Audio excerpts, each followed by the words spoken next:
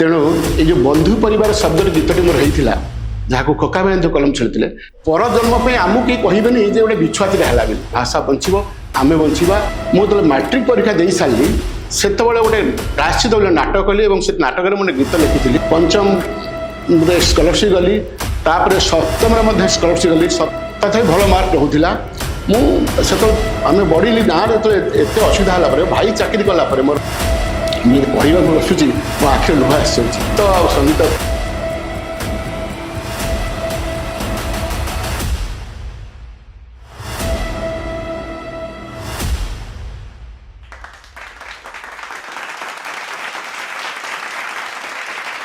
नमस्कार मु प्रेमचंद महांती ओडिया रे गीत लिखे किसी नाटक लिखे मोर जन्म झंकड़ पाखे मु झंकड़ जन्म होइछि मोर पिता हेले उच्छानंद महांती जड़े स्वाधीनता संग्रामी एवं स्वाभिमानी मनीष जे कौन सी क्षमता पछरे गोड़े नथिले एवं गोटे यात्रापाटी करी सर्वस्व हरई मनीषर मु संतान से समय 1942 मसीह प्रेम विवाह करथिले इंटरकास्ट रे तेणु समाज रे संस्कार आनिबा सदा सदा प्रचेष्टा थिला पिला दिन जदिओ आम करण घर जन्म से खंडायत घर झील को बाहले मोर ग्रांड मदर मो बो को एक्सेप्ट कर नथिले कारण से अन्य जाति आसी बोली ता भितर आम तो गाँव में बढ़ुलु बापा यात्रापाटी करी सर्वस्व हरई भितर बापा अनेक असुविधा एमती समय आसला आमर दिने खाइबा नाला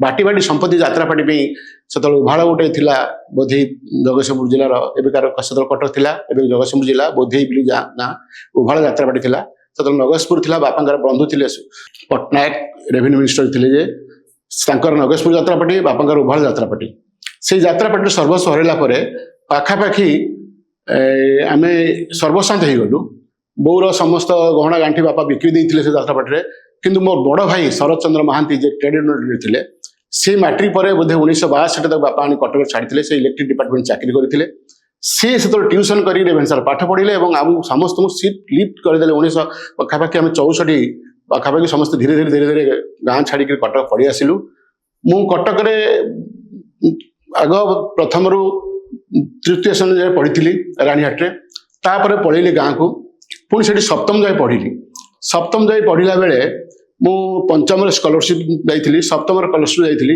मोर मैथमेटिक्स रे 100 रु 100 रोला मु बहुत मोर मेमोरी बहुत स्ट्रांग थिला जदि किछि मते श्रुत लेखन बा पढ़िबा को बही कहउतला मु थरे पढ़ी के आस्ती तापर दिन आज अछि क्लास रे मते सार माने एते भल पाउथिले मु बिना बही देखि कि एंटायर कहानी टा गपटा को बंदिर आत्मकथाटा बिना बही देखि तो कर देली चतुर्थ श्रेणी रे जतोले मोर टीचर थिले तो बही रे सब आम जो ओडिया पढ़ा हुए ओडिया टीचर थे मदन मोहन दास बोली मोर टीचर थे से तो बेले बेले मु पढ़ला बेले गप किसी कहीदिए और से जो बहीर गप थाए एकदम मुखस्त कर दिए बिना बही देखिक से गल्प गुड़ाक मुझे कहीदिए और निज बेले बेले किसी किसी गीत भाया लिखिकी कहीदिए तेणु मोर से मदन सार जे मो नाटा को प्रमोद रु मोर ना था प्रमोद मो नाटा को प्रमोद रु बदल मुंशी प्रेमचंद नायक ना देवा प्रेमचंद महांती मो घर को आसते मो माँ बापा पाखे बसिले बो पाखे बापा पाखे कहले बढ़िया अरे साहित्य ज्ञान बहुत भल अच्छी आपको आम जो स्कॉलरशिप जीव तेणु मुझे नाटा स्कॉलरशिप फॉर्म फिलअप कर प्रेमचंद तेणु से दिन मोर ना होगा प्रेमचंद महांती पंचम स्कॉलरशिप गली तापर सप्तम स्कॉलरशिप गली सप्तम श्रेणी षष्ठ सप्तम पंचम रु नहीं सप्तम पर्यटन गाँव जिते दिन थी मोर मैथमेटिक्स 100 रु 100 रोला ओडिया जदिओ मु भल कही पार्थी मोर व्याकरण में निश्चित भाव टे भूल भटका हो जाए पिला लोक तथापि से मोर से मदन सार मत गाइड करुले तथा भल मार्क रोला मुझे आम बढ़ी गाँव में एत असुविधा है भाई चाकरी कलापर मोर बड़ भाई सी आउ गोटे मोर बापा मोर जन्म कला बापा जदि मोर उच्छानंद मान दिखती मत आमको मनीष कर आम 6 भाई आम हूँ 6 भाई गोटे भौणी आम 6 भाई मानक मनीष कर बड़ भाई होती से ए जीवर रामचंद्र कहवा बसुची मो आखिर लुह आस बापा आमको जन्म देनी सत कि मो बड़ भाई सी आउ जड़े बापा मु भावे सी गोटे परम पुरुष एभली पुरुष एभली भाई जन्म हवा ए संसार में विरल आम देखनी एवं आम 6 भाई गोटे जगार अच्छु कटक मुझे पलि आसली कटक आम गाँव गोटे स्कूल से नुआ नुआ 65 मसीह खोला जाए ଆମର ସେ ଶାରଦା ସାର୍ ଜଣେ ଥାନ୍ତି ଜବାହାର ସ୍ମୃତି ବିଦ୍ୟାପୀଠ ବୋଧେଇରେ, ସେ କହିଲେ ସେ ଏତେ ବଢ଼ିଆ ଷ୍ଟୁଡେଣ୍ଟ ଆମ ଗାଁରେ ରହୁ, ତାକୁ ନିଅନ୍ତୁନି। ଆମ ଭାଇ କହିଲେ ନାଇଁ ଆମର ତ ସମସ୍ତେ ବଢ଼ିଲୁ ସିଫ୍ଟ କଲେ, ଆମ ଏଣ୍ଟାର ପରିବାର ଆମେ ପଳେଇ ଆସିଲୁ କଟକକୁ। ସେତେବେଳେ ମେରିଆବାଜ ରହିଲୁ। ସେ କଟକ ଆସିଲା ପରେ ମୁଁ ରାଣୀହାଟ ସ୍କୁଲରେ ଯାଇ ଆଡ଼ମିସନ୍ କଲି, କାରଣ ମୋ ଥାର୍ଡ଼ ଭାଇ ମଧ୍ୟ ରାଣୀହାଟ ସ୍କୁଲରେ ପଢ଼ୁଥିଲେ। ତେଣୁ ମୋତେ ଯିବା ଆସିବା କରିବାକୁ ସୁବିଧା ହେବ ବୋଲି ତାଙ୍କ ସାଙ୍ଗରେ ଆମେ ମେରିଆବାଜ ରହୁଥିଲୁ, ରାଣୀହାଟ ସ୍କୁଲକୁ ଯିବା ଆସିବା କଲି। ସେଠୁ ମୁଁ ପୁଣି ମୋର ଅଷ୍ଟମ ଶ୍ରେଣୀରୁ ନେଇକରି ଏକାଦଶ ପର୍ଯ୍ୟନ୍ତ, ଆମର ଏକାଦଶ ଥିଲା, ଏକାଦଶ ପର୍ଯ୍ୟନ୍ତ ପଢ଼ିଲି। ଆଉ ଗୋଟେ ମୋର ଗୁଣ ଅଛି, ମୁଁ ପଛ ବେଞ୍ଚକୁ ଯାଏନି। ଗୋଟିଏ ଡେଙ୍ଗା ଥିଲି, ତଥାପି ମୁଁ ଆଗ ବେଞ୍ଚର ବାଁ ପଟକୁ ବସି, ମୋତେ କମ୍ପ୍ଲେନ୍ କଲେ ସେ କାହିଁ ଆଗରେ ବସିଛି। ମୁଁ କମ୍ପ୍ଲେନ୍ ତାକୁ ମ୍ୟାଥମେଟିକାଲି ସିଝେଇ ଦେଖେଇଲି। ମୁଁ କହିଲି ଆପଣ ମୋ ପଛରେ ଯେ ବସିଛି, ମୁଁ ଆଗରେ ବସିଛି, ବାଁ ପଟର କର୍ଣ୍ଣରରେ ବସିଛି, ମୋ ପଛପଟ ପିଲାର ବ୍ଲାକ୍ ବଟା ରହୁଛି ମଝିକୁ ସେଣ୍ଟରରେ। ତେଣୁ ଆପଣ ଯଦି ଜୋମେଟ୍ରିକାଲି ଦେଖିବେ କାହାକୁ ତ ଅବଷ୍ଟ୍ରାକ୍ଟ କରୁନି, ମୁଁ କାହାକୁ ତ ବାଧା ଦେଉନି। ମୋତେ ପଛରେ ବସିବାକୁ କାହିଁକି ବାଧା କରାହେଉଛି? ଯିଏ ଗେଡ଼ା ମଣିଷ ବସନ୍ତୁ ଆଗରେ, ମୁଁ ପଛରେ କଣରେ ବସିବି, ଆଗରେ ବସି ପଛକୁ ଯିବିନି, ମୁଁ ଆଗରେ ବସିବି। ମୋତେ ମୋର ଯେ ଭବାନୀ ପ୍ରହରାଜ ଥିଲେ ସିଏ ସପୋର୍ଟ କଲେ, ନା ସେ ଠିକ୍ କହୁଛି, ସେ ଆଗରେ ବସୁଛି, ତାର ଇଚ୍ଛା ଅଛି, ତମେ କାହିଁକି ତା ପଛକୁ ବସୁଛ? ତେଣୁ ମୋର ଫିକ୍ସ ଥିବ ପ୍ରଥମ ବାଁ ପଟ ସିଟ୍ର ପ୍ରଥମ ଲାଇନ୍ର ଲାଷ୍ଟ କର୍ଣ୍ଣର ସିଟ୍ ବସିବି। ଯାହା ବି ହଉ, ସିଏ ଗୋଟେ ମୋର ଲାଇଫ୍ର ଗୋଟେ ମୋତେ ଭଲ ଲାଗେ। ଲେଖାଲେଖି ଯେତେବେଳେ ହେଉଥିଲା, ମୁଁ ଯେତେବେଳେ ମେରିଆବାଜ ରହିଥିଲି ସେତେବେଳେ ମୁଁ ଆଉ ଗୋଟେ ଗୁରୁଙ୍କ ନାଁ ନେବି, ସେ ହେଉଛନ୍ତି ମିନତୀ ମିଶ୍ର, ରତି ମିଶ୍ରଙ୍କର ସହଧର୍ମିଣୀ। ସେ ଗୀତ ଶିଖୁଥିଲେ, ତାଙ୍କୁ ରାଖାଲ ସାର୍ ଶିଖୁଥିଲେ, ଭିକାରୀ ସାର୍ ଶିଖୁଥିଲେ। ଆମେ ତାଙ୍କର ପଡ଼ୋଶୀ। ତାଙ୍କ ଘର ସାମ୍ନାରେ ହେଉଥିଲେ ନରସିଂହ ମହାପାତ୍ର, ବିଶିଷ୍ଟ ଗୀତିକାର ନରସିଂହ ମହାପାତ୍ର। ମୁଁ ଯେତେବେଳେ ମାଟ୍ରିକ ପରୀକ୍ଷା ଦେଇ ସାରିଲି ସେତେବେଳେ ଗୋଟେ ପ୍ରାୟଶ୍ଚିତ ବୋଲି ନାଟକ କଲି, ଏବଂ ସେ ନାଟକରେ ମୁଁ ଗୋଟେ ଗୀତ ଲେଖିଥିଲି, ରକତ ନିଗାଡ଼ି ଆଜି ଦେଖ ତାର ଭେକ, ହେ ଜନତା ଜନାର୍ଦ୍ଦନ ଦେଖ ତାର ଭେକ, ରକତ ନିଗାଡ଼ି ଆଜି ମାଗେ ସିଏ ଭିକ। ଗୋଟେ ବଡ଼ ଭାଇ ତା ଭାଇମାନଙ୍କ ପାଇଁ କରୁଛି, ସେ ଭିକ ମାଗୁଛି, କିନ୍ତୁ ପିଲାମାନେ ତା ବଡ଼ ଭାଇ ସାନ ଭାଇମାନେ ତା ପଚାରୁନାହାନ୍ତି। ଏଇ କନସେପ୍ଟ ଥିଲା, ଗୋଟେ ପ୍ରାୟଶ୍ଚିତ ନାଟକ ଥିଲା। ସେ ନାଟକଟା ମୁଁ ଲେଖିଥିଲି ଏବଂ ସେଇଠି ତାଙ୍କରି ସାମ୍ନାରେ କରିଥିଲି। ସେ ଗୀତଟା ଯେତେବେଳେ ଦେଖିଲେ ନରସିଂହ ମାତ୍ର ଶୁଣିଲା ପରେ, ଯେତେବେଳେ ଷ୍ଟେଜ୍ ହେଇଗଲା ପରେ, ଅନ୍ୟମାନେ ସବୁ ଗାଇଲା ପରେ, ସେ କହିଲେ ତୁ ତ ବଢ଼ିଆ ଲେଖୁଛୁ। ସିଏ ମୋତେ କହିଲେ ତୋ ଗୀତି କବିତା ଲେଖ। ତେଣୁ ମୋର ଗୀତି କବିତାର ମୂଳଦୁଆକୁ ମୋତେ ହାତ ଧରି ଶିଖେଇ ଦେଲେ ନରସିଂହ ମହାପାତ୍ର, ଆକାଶବାଣୀର ବିଶିଷ୍ଟ ଗୀତିକାର, ସିନେମାର ମଧ୍ୟ ଚଳଚ୍ଚିତ୍ର ଅନେକ ଗୀତ ତାଙ୍କର ଅଛି। ସେ ମୋତେ ଶିଖେଇ ଦେଲେ ଏବଂ ମିନତୀ ମିଶ୍ରଙ୍କ ପାଖରେ ମୁଁ ଗୀତ ଶିଖିବା ମଧ୍ୟ ଆରମ୍ଭ କଲି, ଭିକାରୀ ସାର୍ ରାଖାଲ ସାର୍ ପାଖରେ। ତେଣୁ ସେଇଠୁ ମୋର ସଙ୍ଗୀତ ଯାତ୍ରା ଏବଂ ଏ ସାହିତ୍ୟ ଯାତ୍ରାଟା ଆରମ୍ଭ ହୋଇଥିଲା। ଧୀରେ ଧୀରେ ଧୀରେ ଧୀରେ କଲେଜକୁ ଗଲି। ଯାହା ବି ହେଉ, ଏଇ ସଂଘର୍ଷ ଭିତରେ ମୋର ଗତିପଥ ହେଇଛି। ମୁଁ ଖାଲି ସେଥିରୁ ପାଖାପାଖି 25ଟା ଖଣ୍ଡେ ଷ୍ଟେଜ୍ ଡ୍ରାମା କରିଛି, ଯେଉଁଥିରେ କି ଆମେ ଶେଷ ଶ୍ରାବଣ ମଧ୍ୟ ଆମେ ଡ୍ରାମା କରିଛୁ। ସେତେବେଳେ ସିନେମା ହେଲାଣି, ତାପରେ ମଧ୍ୟ ଆମେ ଷ୍ଟେଜ୍ କରୁଛୁ। ମେରିଆବାଜାରେ ଥିଲୁ। ଶେଷ ଶ୍ରାବଣ, ପଳାତକ, ଇତିହାସ ରତ୍ନଗଡ଼ର, କଲିଗୀତ ଚେଙ୍କେ, ସନ୍ଧ୍ୟା ତାରା, 25ଟା ପାଖାପାଖି ମୋର ମନେ ନାହିଁ, ସେ 25ଟା ଡ୍ରାମା ମୁଁ କରିଛି। ସେ ଡ୍ରାମାରେ ମଧ୍ୟ ସେତେବେଳେ ଡିରେକ୍ସନ୍ ଦେଉଥିଲି, ମୁଁ ନିଜେ ବି ଅଭିନୟ କରୁଥିଲି। ଇଭିନ୍ କି ହର ପଟ୍ଟନାୟକ ମଧ୍ୟ ଆସୁଥିଲେ ଦେଖିବା ପାଇଁ ଷ୍ଟେଜ୍କୁ। ବହୁତ ବଡ଼ ବଡ଼ ହିମାଂଶୁ ସାବତୀ ସାଙ୍ଗରେ ଆସିଷ୍ଟାଣ୍ଟ କରୁଥିଲି ଡିରେକ୍ସନ୍ ଦେବାର, ବହୁତ ଜାଗାରେ ଯାଇକରି। ଯେତେବେଳେ ଆମେ ଶୋ ଡ୍ରାମା ହେଉଥିଲା, ସବୁ ସ୍କ୍ରିନ୍ ଟଣା, ପଛରେ ତିନି ପଟ ବନ୍ଦ ଥିବ, ସାମ୍ନାରେ ଡୋର୍ ସ୍କ୍ରିନ୍ ଟଣା ହେବ, ସେଇ ସ୍କ୍ରିନ୍ ଭିତରେ ଆମେ ଡ୍ରାମା କରୁଥିଲୁ। ସେଇ ଭିତରେ ଧୀରେ ଧୀରେ ଧୀରେ ଧୀରେ ମୋର 86 ମସିହାରେ ସନ୍ଧ୍ୟା ତାରା ଡ୍ରାମା କଲାବେଳେ, ମୋ ବାହାଘର କିଛି ପୂର୍ବରୁ ସେ ଡ୍ରାମାରେ 6ଟି ପିଲା ପୋଡ଼ିଗଲେ। ଗୋଟେ ବାରୁଦ, ଗୋଟେ ଫ୍ଲାସ୍ ବ୍ୟାକ୍ ଗୋଟେ ଥିଲା, ସେଠି ଧୂଆଁ ଆସିବ, ଗୋଟେ ପ୍ରେତାତ୍ମା ଯିବ, ସେ ପିଲା ଚଢ଼ାମଢ଼ା ହେଲ, ସେ ବାରୁଦ ପାଖରେ ରୋଟେଟ୍ ହେଇକରି ଫ୍ଲାସ୍ ହେଇଗଲା। 6ଟି ପିଲା ପୋଡ଼ିଗଲା ପରେ ମୋର ଟିକେ ମେଣ୍ଟାଲି ସକ୍ ହେଲା। ମୁଁ ସେ ଡ୍ରାମା ଲାଇନ୍ରୁ ଓହରିଗଲି ଏବଂ ଏଇ ନାଟକ ଲାଇନ୍ରୁ ଦୂରେଇ ଗଲି, କିନ୍ତୁ ଗୀତ ଆଉ ସଙ୍ଗୀତ ପଛରେ ଯାଇନି। ସେତେବେଳେ ମୋର ବହୁତ ଡ୍ରାମାର ଗୀତ ଗୁଡ଼ା ମୁଁ ନିଜେ ଲେଖୁଥିଲି ଏବଂ ବନ ସେନ, ଲୁବୁନ ଟୁବୁନଙ୍କ ବାପା, ସେ ମୋର ମ୍ୟୁଜିକ୍ ଦେଉଥିଲେ। ଉଜିର ମିଆଁ ମାନେ ମାଉଥ ଅର୍ଗାନ, ସେ ବି ଦେଉଥିଲେ। ବନମାଳୀ ମହାରଣା ଭାଉଲେନ୍ ବାଲା, ସିଏ ମଧ୍ୟ ମୋତେ ସହଯୋଗ କରିଥିଲେ, ମୋର ମ୍ୟୁଜିକ୍ରେ ସହଯୋଗ କରିଥିଲେ। ମୋର ଯେତେ ଡ୍ରାମା କରିଛି ସେ ମୋତେ ସାହାଯ୍ୟ କରିଥିଲେ। ଯାହା ହଉ, ମୋ ଜୀବନଟା ଏମିତି ଆରମ୍ଭ ହୋଇଥିଲା। ତା ଭିତରେ ମୁଁ ଚାକିରି କରିଗଲି ଇଲେକ୍ଟ୍ରିକ୍ ଡିପାର୍ଟମେଣ୍ଟରେ 82 ମସିହାରୁ ଆଜି ଷ୍ଟୋର୍ କିପର। MI କରୁଥିଲି ISC ପରେ MI ପଢ଼ିବାକୁ ଗଲି, Cuttack engineer school MI coaching ନେଲି। ସେଇଟା ଧୀରେ ଧୀରେ ଡିଷ୍ଟାନ୍ସରେ ତାକୁ କମ୍ପ୍ଲିଟ୍ କଲି, କିନ୍ତୁ ତା ଭିତରେ ମୁଁ ଚାକିରି କରିଯାଇଥିଲି ଆଜି ଷ୍ଟୋର୍ କିପର। ସେତେବେଳେ ଯେ ଚାକିରିଟା ଥିଲା ମୋତେ, ମୁଁ ଯେତେବେଳେ ଯାହା କରେ ମୋର ଗୋଟେ ପ୍ରଥମ କଥା ହେଲା ଡ୍ୟୁଟି ଇଜ୍ ଫାଷ୍ଟ, ବାକି ଇଏ ମୋର ଆମିଚୁର ରହିଗଲା। ମୁଁ ଡ୍ୟୁଟି କରି ମାନେ ସକାଳ 8ରୁ ଯାଏ, ମାନେ ରାତି 8ଟା ପର୍ଯ୍ୟନ୍ତ ଡ୍ୟୁଟି ଥାଏ, ମଝିରେ ଗୋଟେ ଲଞ୍ଚ ଥାଏ। ତେଣୁ ତା ଭିତରେ ଗୀତ ତ ଥାଏ, କିନ୍ତୁ ମୋ ଡ୍ୟୁଟିଟାକୁ ଯେତିକି ସମୟ ପାଏ ସେତେବେଳେ କରେ। ଏଇ ଭିତରେ ଭିତରେ ମୋର ଗତି କରି କରି ଲାଷ୍ଟକୁ ମୁଁ ଯେତେବେଳେ 90-92 ମସିହାକୁ ଡ୍ରାମା 86ରୁ ସନ୍ଧ୍ୟା ତାରା ପରେ ପଡ଼ିଗଲା ପରେ ମୁଁ ପୁରା ମ୍ୟୁଜିକ୍ ପୁରା ଡାଇଭର୍ଟ କଲି, ଡ୍ରାମାଟାକୁ ଛାଡ଼ିଦେଲି, ପୁରା ମ୍ୟୁଜିକ୍ ଆସିଲି। କ୍ୟାସେଟ୍ ଫ୍ୟାସେଟ୍ କିଛି କଲି। ସରୋଜ ନନ୍ଦଙ୍କର ଯୋଗାଯୋଗ ଭିତରେ ଯେତେବେଳେ ମୁଁ ଆସିଲି, ସିଏ ମୋର ପ୍ରଥମ କ୍ୟାସେଟ୍ ହାତ ଦେଲେ। সেটা ଥିଲା ସର୍ବମଙ୍ଗଳେ ଜଗନ୍ନାଥ। ମୋ ଗୀତଟା ଯେତେବେଳେ ଦେଖିଲି କହିଲି ତୁମେ ବଢ଼ିଆ ଲେଖିଛ। ମୋର ଗଜଲ ପାଟନର ଲେଖା ବହୁତ ଭଲ ଲାଗିଲା ତାଙ୍କୁ। କିନ୍ତୁ ଭଜନଟି ଯେତେବେଳେ କଲି ସେତେବେଳେ ପ୍ରଥମ ଅନୁସୂୟାନାଥ ମୋ କ୍ୟାସେଟ୍ ପାଇଁ ସେ ଡାକିଲେ, ବାବୁଲି ମହାପାତ୍ର ଜଣେ ଥିଲେ, ସେ ଆଣିଲେ। ଅନୁସୂୟାନାଥ ମୋର ପ୍ରଥମ ଗୀତଟା ଆସିଲି ଷ୍ଟୁଡ଼ିଓରେ ଗାଇଲେ, ତୃତୀୟ ଏନ୍ଟିଟି ଷ୍ଟୁଡ଼ିଓରେ 93-94 ମସିହାରେ। ସେ ଗୀତଟି ପାଇଁ ହଇଚଇ ହେଲା। ସେ ଗୀତକୁ ଆଉ ଜଣେ ବନ୍ଧୁ ଅନୁସୂୟାନାଥଙ୍କୁ ପୁରା ମୋ ଗୀତ ସହିତ ସେ ନେଇଗଲେ ତାଙ୍କ ପାଇଁ। ସେ ଗୀତ ମୋ କ୍ୟାସେଟ୍ ହେଲାନି, ମୁଁ ସେଥିପାଇଁ ଅଭିମାନ କଲି ତାଙ୍କ ପରେ। ଯାହା ବି ହଉ ସେ ଗୋଟେ ବଡ଼ ଚାପ୍ଟର। ଅନେକ ନୂଆ ପିଲା ମୋ କ୍ୟାସେଟ୍ ଯେତେବେଳେ 93 ଆରମ୍ଭ ହେଲା, ବା ଜିଟି ମୋ ଝିଅ ସେତେବେଳେ ବାହା ହେଇଯାଇଥିଲେ 86 ମସିହାରେ, ଝିଅ ପୁଅ ହେଇଥାନ୍ତି, ତାଙ୍କ ନାଁରେ ଗୋଟେ କ୍ୟାସେଟ୍ କମ୍ପାନୀ କରିଥିଲି, ଚାକିରି କରିଥାଏ। ମିସେସ୍ ନାଁରେ କମ୍ପାନୀ ଥିଲା ଜିଟି ଅଡ଼ିଓ ବା ଗୁଡ଼ି ଟପର, ମୋ ଝିଅ ଆଉ ପୁଅ ନାଁରେ କମ୍ପାନୀ କରିଥିଲି। ସେତେବେଳେ ଅନେକ କ୍ୟାସେଟ୍ କଲି। ସେତେବେଳେ ମୋର ଟ୍ରାନ୍ସଫର କରି ନେଇଗଲି, ମୋର ସେତେବେଳେ ଟ୍ରାନ୍ସଫର ଚାକିରି ଥିଲା। ମୁଁ କଟକରୁ ଜୟପୁର ପଳେଇଲି। ସେଠି ଗଲା ପରେ କିଛି କୋରାପୁଟିଆ ଗୀତ ଶିଖିଲି। ସେଠି ଆଦିବାସୀ ପିଲାମାନେ ଆସି କଟକରୁ କରିଥିଲେ, ସେମାନଙ୍କୁ ପଇସା ଦେଇକିରି ତାଙ୍କୁ ମଧ୍ୟ ସେଠି ଆଣି କଟକରେ ଯେତେବେଳେ ଆସିଲି, ମୋର ତାଙ୍କ ପାଇଁ ମଧ୍ୟ କ୍ୟାସେଟ୍ କଲି ଏବଂ ତାଙ୍କୁ ପେମେଣ୍ଟ କଲି। ଆଗରୁ ପଇସା ଦେଉନଥିଲେ ସେମାନଙ୍କୁ, ମୁଁ ତାଙ୍କୁ ପଇସା ଦେଇକିରି ଗାଡ଼ିରେ ବସ୍ରେ ଆଣିବି, ବସ୍ରେ ଆସିବେ, ତାଙ୍କୁ ଖାଇବାକୁ ଦେବି, ହୋଟେଲ ରଖିବି।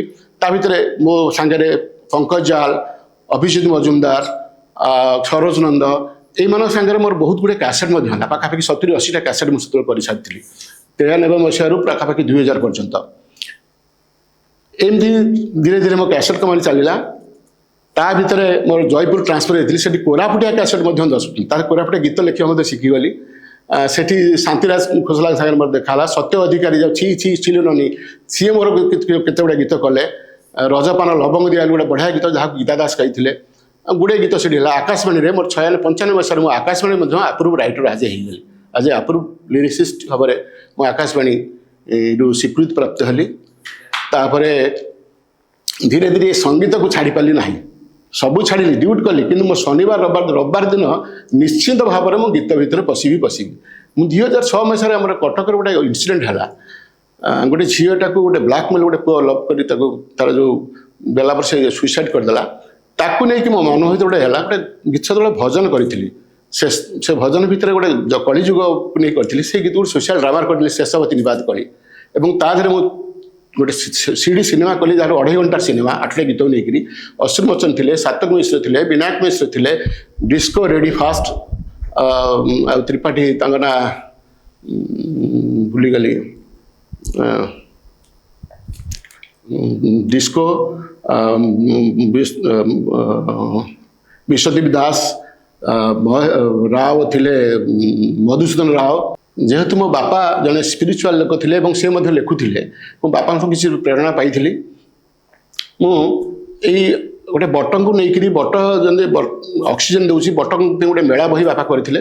ଏବଂ ସେଇ ମେଳା ଉପରୁ ଆଧାରିତ ଗୋଟେ ମୁଁ ଚିନ୍ତା କରିକିରି ଗୋଟେ ବଟଙ୍କୁ ନେଇକି ଗୋଟେ ଗୀତ ଲେଖୁଥିଲି, ଯେ ଶେଷ ହେଲେ କଳି ଶେଷ ହେଲେ ବଟ ହିଁ ଆମ ବଟ ବୃକ୍ଷ ହିଁ ବା ବଟ ମହାପୁରୁଷ ହେଉଛନ୍ତି ଯୁଗର କଳି ଯୁଗର ଶ୍ରେଷ୍ଠ ଦେବତା। ତାରି ଉପରେ ନେଇକି ଗୋଟେ ଗୀତ 8ଟି କରିଥିଲି। ଏବଂ ସେଇ ଗୀତ ବେଳେ ସେ ଗୀତ କଲା ଭିତରେ ଗୋଟେ ଖାନନଗର ପାଖରେ, ଆମର କଲ୍ୟାଣନଗର ଖାନନଗର ଭିତରେ ଗୋଟେ ଘଟଣା ଘଟିଲା। ଗୋଟେ ଝିଅଟେ ସୁଇସାଇଡ୍ କରିଦେଲା, ତାକୁ ଗୋଟେ ପୁଅ ବ୍ଲେମ୍ କରିଥିଲା। ତାକୁ ନେଇକି ଗୋଟେ ମୋ ମନ ଭିତରେ ଷ୍ଟ୍ରାଇକ୍ ହେଲା, ଗୋଟେ ଝିଅଟା କାହିଁକି ଆତ୍ମହତ୍ୟା କଲା, ତାକୁ ପୁଅଟା କାହିଁକି ଧୋକା ଦେଲା, ପ୍ରେମ ଭଳି ଗୋଟେ ପବିତ୍ର ବନ୍ଧନଟାକୁ କାହିଁକି ନଷ୍ଟ କଲା। ଗୋଟେ ସ୍କ୍ରିପ୍ଟ ସେ ଗୀତକୁ ନେଇକି ସ୍କ୍ରିପ୍ଟ କଲି ଏବଂ ସେ 8ଟା ଗୀତକୁ ନେଇକରି ଗୋଟେ ଡ୍ରାମାରେ ରୂପାନ୍ତରିତ କଲି। ଯେତେବେଳେ ସେଗୁଡ଼ା ସିଡ଼ି ସିନେମା ହେଲା, 2.5 ଘଣ୍ଟାର ସିନେମା, ସେଥିରେ ମୋର ନେଇଥିଲେ ଅଶ୍ରୁ ମୋଚନ ଥିଲେ, ପୀୟୁଷ ତ୍ରିପାଠୀ, ଡିସ୍କୋ ରେଡି, ମଧୁସୂଦନ ରାଓ ଏବଂ ବିଶ୍ୱଦୀପ ଦାସ। ଏ 4 ଜଣ ୟଙ୍ଗ ପିଲା ଥିଲେ। ଏବଂ ଅଶ୍ରୁ ମୋଚନ, ସାତକ ମିଶ୍ର, ଏମାନେ ସାତକ ମିଶ୍ରଙ୍କୁ ଗୋଟେ ବାବା ବଟ ଗୋସାଇଁ କରିଥିଲି। ଏବଂ ସେଇ ଭିତରେ 2.5 ଘଣ୍ଟା ଭିତରେ ପ୍ରେମ ଭଳି ଗୋଟେ ପବିତ୍ର ବନ୍ଧନଟାକୁ ସେଥିରେ ଗୋଟେ ମ୍ୟାସେଜ୍ ଦେବାକୁ ଚେଷ୍ଟା କରିଥିଲି। ସେ ମ୍ୟାସେଜଟା ଥିଲା ଯେ କୌଣସି ନାରୀ ତମେ ଆତ୍ମହତ୍ୟା କରନି, ଯଦି ତମକୁ କିଏ ପ୍ରେମ କରିକି ଗୋଟେ ପିଲା ଧୋକା ଦେଉଛି, ତାହେଲେ ତମେ ମହିଷାମର୍ଦିନୀ, ପ୍ରେମ ଭଳି ଶାଶ୍ୱତକୁ ଯେ ଧୋକା ଦେଇଛି ତାକୁ ତମେ, କାରଣ ସେ ପ୍ରେମ ଧୋକା ଦିଆଯାଏ ନାହିଁ। ଯେଉଁଠି କାମନା ବାସନା ଥାଏ ସେଠି ଧୋକା ଥାଏ। କାମନା ବାସନାକୁ ବଧ କରିବା ପାଇଁ ଦୁର୍ଗାଙ୍କର ଆବିର୍ଭାବ ହୋଇଥିଲା। ତେଣୁ କାମନା ବାସନା ଭିତରେ ତମେ ବରଂ ସେଇ ପିଲାକୁ ବଧ କର, ସେଇ ମ୍ୟାସେଜଟା ଦେଇଥିଲେ। ଏବଂ ସେଇ ସିନେମାରେ ଥିଲା ସେ ଝିଅଟି ସେ ପୁଅକୁ ଯେତେବେଳେ ଦେଖୁଛି, ତାର କୌଣସି ବା ଅସଂଯତ ଅବସ୍ଥାର ଭିଡ଼ିଓ କରିକି ନେଇ ବିକିକି ପଇସା ରୋଜଗାର କରୁଛି, ତାକୁ ବାହା ହେଇଗଲା ପରେ ସେ ତାକୁ ଯେତେବେଳେ ଦେଖିଦେଇଛି, ସେ ତାକୁ ତାର ସେଇ ଯେଉଁ ପ୍ରେମିକକୁ ସେ ତାକୁ ହତ୍ୟା କରିଛି। ଏବଂ ସେଇ ମ୍ୟାସେଜଟା ଦେଇଥିଲି। ସେ ଲୋକଙ୍କୁ ଏତେ ହେଇଥିଲା, ତାକୁ ଅନେକ ଟିଭି ଚ୍ୟାନେଲ ବାଲା ମଧ୍ୟ ତାକୁ 2-3 ଥର ହାଇଲାଇଟ୍ କରିଥିଲେ। ମୋତେ ବହୁତ ଆଡ଼ୁ ପ୍ରଶଂସା ମିଳିଥିଲା। ଦୁର୍ଭାଗ୍ୟକୁ ତାପରେ କ୍ୟାସେଟ୍ ଇଣ୍ଡଷ୍ଟ୍ରି ବନ୍ଦ ହେଇଗଲା, ସିଡ଼ି ବନ୍ଦ ହେଇଗଲା।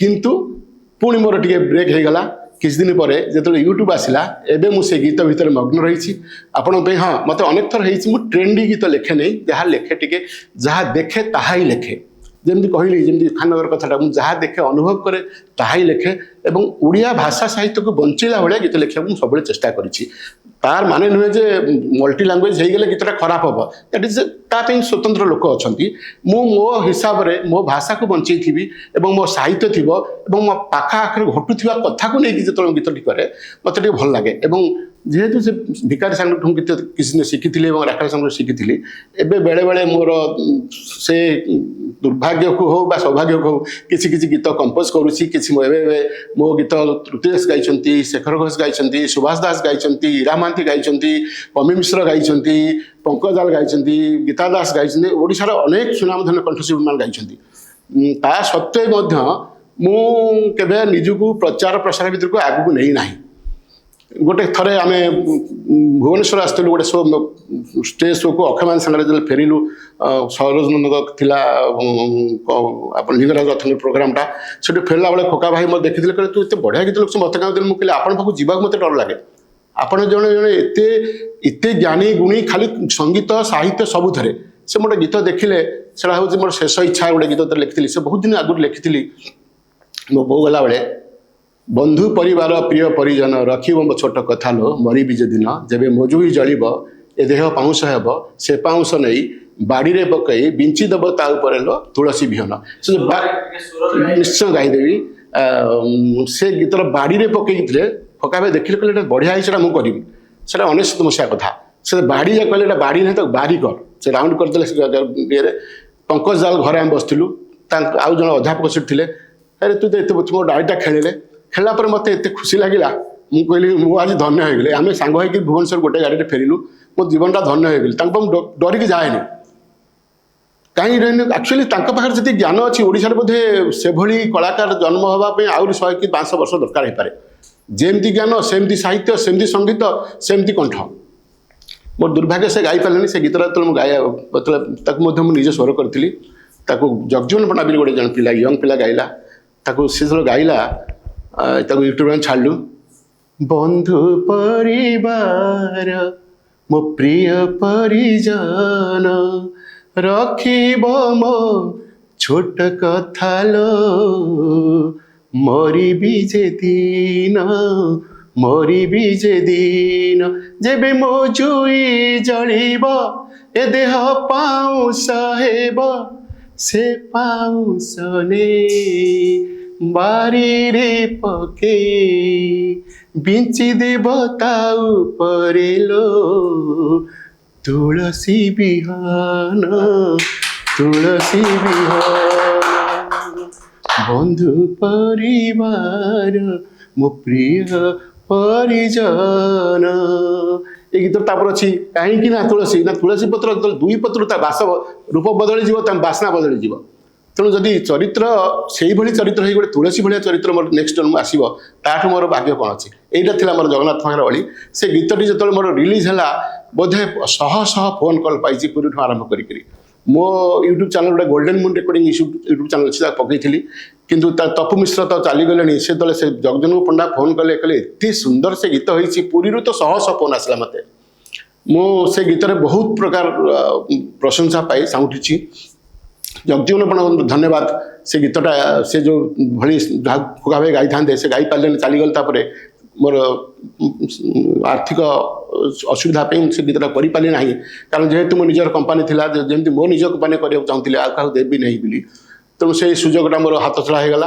तेणु ये जो बंधु परिवार शब्द गीतटी मोर होता जहाँ खोका भाई कलम छेड़ते से मोर हूँ मो जीवन मुझे भावुँ मोर गोटे बार्ता रही आम चरित्र को आम एमती भाव में गढ़ा जे पर जन्म पे आमको कहीं कहबेनि जे गोटे बिछुआती है बोली आम गोटे तुलसी क्यारेक्टर जन्म हाँ सेटा हूँ प्रत्येक राइटर लक्ष्य हवा दरकार मुझे चटापट गोटे रेकग्नाइज पाई तुम मिलियन व्यू गला ना ना सेटार दृष्टि न देकरी मो भाषा साहित्य ये भाषा केमी बंचब ये भाषार जो संस्कार अच्छी ओडिशार जो संस्कार अच्छी पृथ्वी जो ओडिया भाषा संस्कार देती से संस्कार केमी बंचब जो कलम चलो ताले युवपीढ़ी आम भाषा बंचब आमे बंचा जमी आम भीम बंचती आम सेमती बंचा चेष्टा करवा जमी गोपबंधु बंचती आम सेमती बंचा चेष्टा करवा ताहले जाए गोटे गीतिकार तार समाज को गीतिकार हूँ गोटे साहित्य गोटे बलिष्ठ अंग एवं ता पाखु अनेक कथा 5टी अमृत बाहर गोटे गायक बाहर गोटे बजेला वाला बाहर जन श्रोता बाहर एमती 5 प्रकार लोक से गोटे पंचामृत ही बाहर गोटे गीत बाहर गोटे संगीतज्ञ गायक गायिका ताधर सृष्टि हे धन्यवाद देवी आइकन सेज टीम समस्त कर्मकर्ता मानक मो भली जड़े मनुष्यर जीवन वृत्तांत कहवाक सुजोग देइथिबारु एवं सामाजिक वार्ता बहन करी से जो प्रयास कर उत्तर उत्तर कामना करुच्ची एमती अनेक कलाकार मानकु बा अनेक लोकंकु समाज रे प्रतिष्ठित न होइथिबा बा हेइथिबा समस्त लोकलोचन आनिकरी किछि आम देश बा आम जाति बा आम भाषार उन्नति करिया पे जो से प्रयास करछन्ती तांकर एमती दीर्घायु कामना करछे एवं से उत्तर उत्तर उन्नति करंतु एतिक मोर कामना।